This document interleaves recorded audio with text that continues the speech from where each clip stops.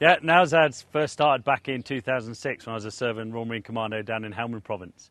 I never went there to obviously promote animal welfare or start anything like this, but we're actually out on patrol and we came across a dogfight. And dogfighting is sadly a national sport here in Afghanistan.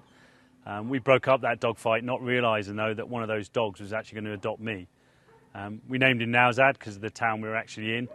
And that dog, Nowzad, actually befriended me and became sort of like my 5 minutes of just not being in Afghanistan. I'd come in off patrol, I could sit with him and just pretend I wasn't there.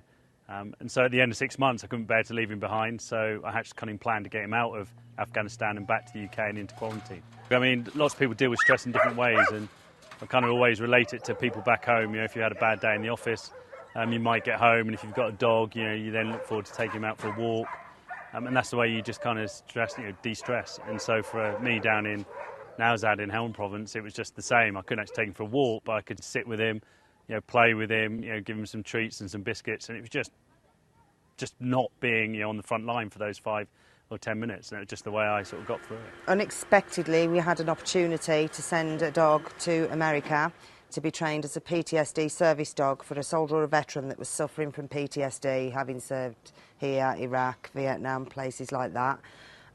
We selected the dog. She went to America, passed her training course, and obviously was paired up with a veteran. And since then, we've actually managed to select 2 more dogs from the shelter that have both gone on, successfully completed their service training, and have now been paired up with veterans in America. So that is something we hope to continue doing.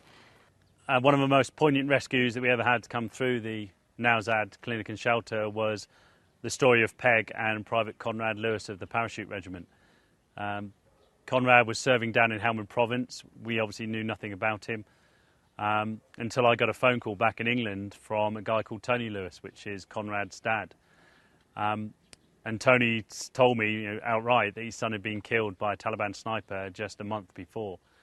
And his son was actually looking after a dog called Peg.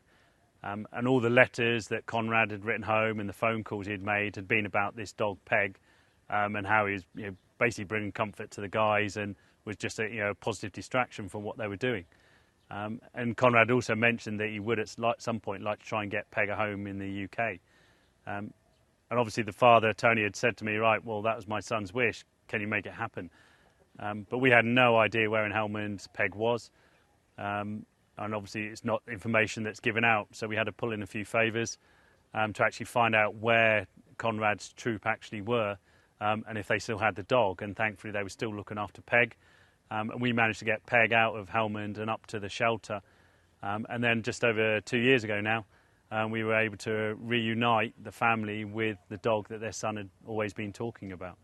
And for us, that's still one of our, like I said, the most poignant rescue and the most meaningful rescue we've ever done.